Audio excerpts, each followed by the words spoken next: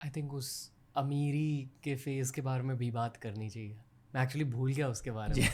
अभी याद आया क्योंकि आपने कहा कि आपने अमीरी को भी महसूस किया है। जी। झट से पहले अपने ज़िंदगी के बारे में बताइए, बचपन से लेकर जी। उस अमीरी के फेज़ तक। लद्दाख में पैदा हुआ हूँ। 1.5-2 साल की उम्र में गुरुजी ने, गेलोंग डुक्पा ने कहा कि उन्होंने मुझे खोजा, पाया कि मैं एक अवतार हूँ पलगर रिम्पोचे का। 8 साल की उम्र तक माँ ने अपने पास रखा। स्कूल में गया, दो कक्षा तक, सेकंड ग्रेड तक, 2 ढाई तक। उसके बाद उन्होंने स्टडीज़ के लिए, प्रैक्टिस के लिए हिमाचल भेजा, रिवालसर गांव जहाँ मेरा मंदिर है। वहाँ पर स्टडीज़ किए खूब, लेकिन कठिनाइयों का सामना भी किया। काफ़ी नॉटी था और टीचर बहुत स्ट्रिक्ट थे। उसके बाद फिर बुक्स बहुत पढ़ता था मैं। अपना दुख जो है उसको मैंने किताबों में डाला। तो हिंदी भी चाचा चौधरी, अमर चित्रकथर से सीखी। इंग्लिश टिनटिन और आर्चीज़ कॉमिक से सीखी। उससे दुनिया को थोड़ा सा समझा, ख़ास करके टिनटिन के माध्यम से, कि दुनिया कितनी बड़ी चीज़ है और देखनी चाहिए। तो सन 2004 में मुझे एक अवसर मिला एक दोस्त के थ्रू। इंग्लिशमैन था, गैरी नाम का था। उसने मुझे इंग्लैंड बुलाया तो मैं इंग्लैंड गया, थोड़ा देखा दुनिया। 2 साल में वहाँ रहा और थोड़ी सी कठिनाइयों का सामना करना पड़ा क्योंकि मेरे पास पैसे बिल्कुल नहीं थे। बट एज अ मंक आप वहाँ गए? हाँ, बट लेकिन जब मैं वहाँ गया, I live like a normal person. तो okay. I am not technically a monk. दिखने में मंक लगता हो, technically like I said I am a tulku, जो हम मानते हैं।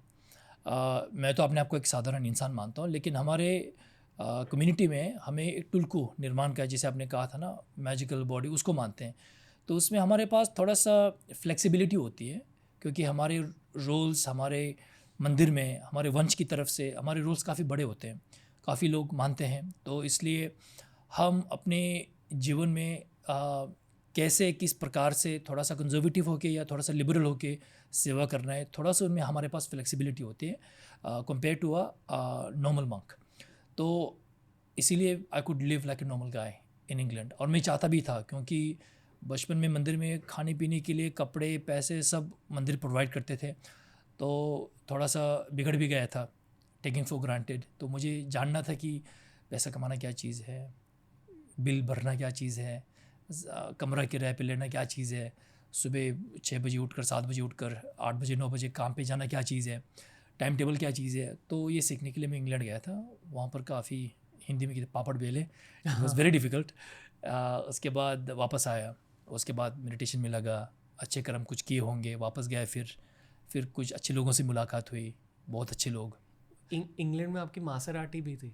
नहीं, वो यूरोप में था, वो यूरोप मेनलैंड में था। ओके। जी, इंग्लैंड में मेरे पास पेजो 108 था, विच इज़ लाइक अ मारुति 800, जिसके टायर मेरे बाल से भी ज़्यादा गंजे थे।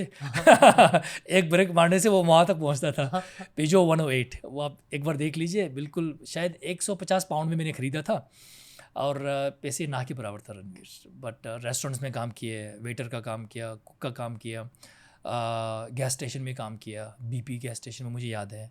रिसेप्शन पे काम किया, पैसे कमाए, ऐसे किए वैसे किए। डिप्रेशन भी हुआ था क्योंकि नौकरी से एक बार मुझे निकाला दिया गया था और 2-3 महीने के लिए डिप्रेशन हुआ था। बेड से बिल्कुल उठ नहीं पाए, पैसे नहीं थे। मेरा बेड एयर मैट्रेस था, एयर मैट्रेस होता ना जिसको, हाँ उसके ऊपर मैंने 3 महीने बिताए। मुझे याद है 2004 की जो चैम्पियंस लीग फाइनल थी, लिवरपूल वर्सेस AC मिलान। 3 ऑल। हाँ, वो मैंने उसी एयर मैट्रेस पे मैंने देखी थी, जो इस्तांबुल में खेला गया था। तो not a Liverpool fan, Manchester United fan, लेकिन या आई रिमेंबर दैट। फ्रेंड्स की पूरी सीरीज़ 1 से लेकर और 10 तक, फ्रेंड्स की पूरी सीजन्स मैंने उसी टीवी पे देखे, उसी बिस्तर पे देखे। तो डिप्रेशन का सामना किया, काफ़ी मुश्किल था, लेकिन उससे निकल पाया दोस्तों की मदद से। वापस आया, फिर वापस विदेश गया। उस वक्त अच्छे लोगों से मुलाकात हुई, उन्होंने कुछ पैसे दिए, स्टॉक में इन्वेस्ट किया, पैसे बढ़े, अच्छे अच्छे गाड़ियाँ ली। लेकिन बाद में पता चला कि ये सब केवल सुख है, खुशी नहीं है।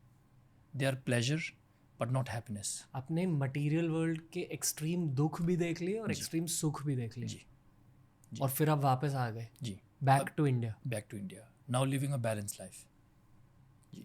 अभी है 1-2 गाड़ियाँ, मोबाइल्स भी हैं, यू नो, कुछ कुछ सामान है, लेकिन लगाव नहीं है, अटैचमेंट नहीं है।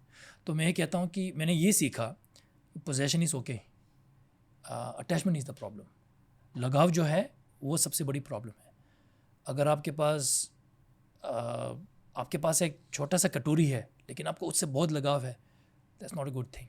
अगर आपके पास 100 मंजिलों की इमारत, you have so many properties, अगर आपको उनसे बिल्कुल लगाव नहीं है, you are very good. Try to own things but without getting attached. Understand करो कि ये सब चीज़ें हैं क्या, सब एक माया है, अस्थाई है, इम्पर्मानेंट है। और जैसे मैंने कहा, अच्छा करते हैं तो उड़ो मत, बुरा होता तो डूबो मत, अपने रास्ते चलो। हाँ जी। रात में जब आप सोते हो तो सपने दिखते हैं? मुझे उतना सपना दिखाई नहीं देता रणवीर। I hardly dream. जब सपना दिखता है तो मुझे याद होता है कि मैंने क्या देखा। ज़्यादातर मुझे अपने गुरुओं के सपने आते हैं, खास करके अपने गुरु गेलोंग डुपा के बारे में। उनको बहुत मानता हूँ और वो मुझसे बहुत प्यार करते हैं और एक बेटी की तरह हमेशा टच में रहते हैं, पूछते हैं क्या कर रहे हो। और उनको पता है मैंने पॉडकास्ट करने के लिए मुंबई आया हूँ, तो उन्होंने कहा अच्छा काम करते रहना, अपने दिमाग का इस्तेमाल करना, तुम्हें पता है क्या करना है। तो बहुत भरोसा करते हैं मुझ पर। और गुरुजी की सेवा करने की कोशिश करता हूँ उनके माध्यम से, और अपने आप से समाज सेवा की आई ट्राई माई बेस्ट कि बुद्ध का जो प्रवचन है, उपदेश है, वो फैले, लोगों को नई दिशा मिले, इंस्पिरेशन मिले। तो यह सपने में ज़्यादातर गुरुजी आते हैं और अच्छे आते हैं।